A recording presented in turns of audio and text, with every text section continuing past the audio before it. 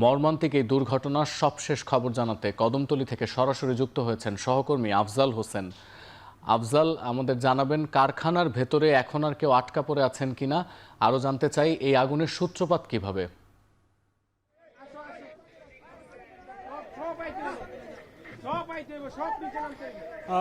যেমনটি বলছিলেন, gas light কারখানায় যে অগ্নিকাণ্ডের ঘটনা, সেখানে এখন পর্যন্ত 5 জনের মরদেহ উদ্ধার করা হয়েছে এবং আমরা এই ক্ষতিগ্রস্ত ভবনটির ওপরেই পাশেই দাঁড়িয়ে আছি এবং এখানে নিশ্চয় দেখতে পাচ্ছেন এটার যে ছাদ ছিল, টিনের ছাদ, সেটা অগ্নিকাণ্ডের ফলে এটা ধসে পড়েছে এবং এই ভবনের ভেতরে কাজ করতো 80 থেকে 100 জন নারী কর্মী এবং 5 জনের মরদেহ উদ্ধার করা হয়েছে। অনেকে নিরাপদে বের হয়েছেন, তবে কতজন ভেতরে আসলে আটকে সেই মুহূর্তে ছিলেন বা আছেন এটা এখনো নিশ্চিত করে বলা যাচ্ছে না, যেহেতু এখনো ভবনটি আপনি নিশ্চয় দেখতে পাচ্ছেন ধ্বংসস্তূপে পরিণত হয়েছে এবং এর ভেতরে প্রায় প্রতিটি মেশিনারিজই অনেকটা ভারী লোহার এবং এই যেই ওপরের ছাউনিটা ছিল এটাও আসলে লোহার রড দিয়ে তার উপরে টিন দিয়ে দেয়া এবং এর ফলে নিচে যদি কেউ আটকা পড়ে থাকে এই মুহূর্তে আসলে নিশ্চিতভাবে বলা যাচ্ছে না। এখানে যারা উদ্ধারকর্মী রয়েছেন, বিশেষ করে ফায়ার সার্ভিসের কিছু কর্মী এবং এখানে অন্যান্য স্থানীয় উদ্ধারকর্মী, কিছু উৎসুক জনতা, স্থানীয়রা রয়েছেন, তারা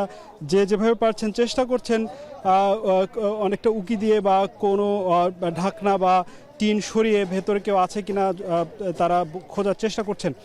এবং একটু আগে আধা ঘন্টা আগে এখান থেকে ওয়াশরুম থেকে এক নারীর মরদেহ বের করা হয়েছে, যিনি তার ছোট বাচ্চাকে সরাতে যেয়ে নিজে আটকা পড়েন এবং সেখানে দগ্ধ অবস্থায় প্রাণ হারান। তো এখানে এছাড়া আপনি যেই ভবনগুলো এই মুহূর্তে দেখতে পাচ্ছেন, এখানে দেখছেন যে টিনগুলো এবং লোহাগুলো কিভাবে দুমড়ে মুচড়ে গেছে এবং এর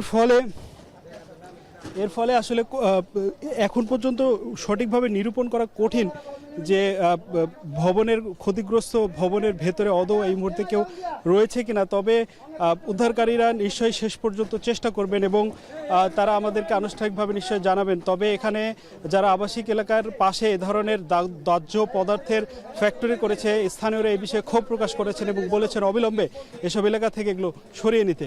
তো এই ছিল সবশেষ পরিস্থিতি এখান থেকে।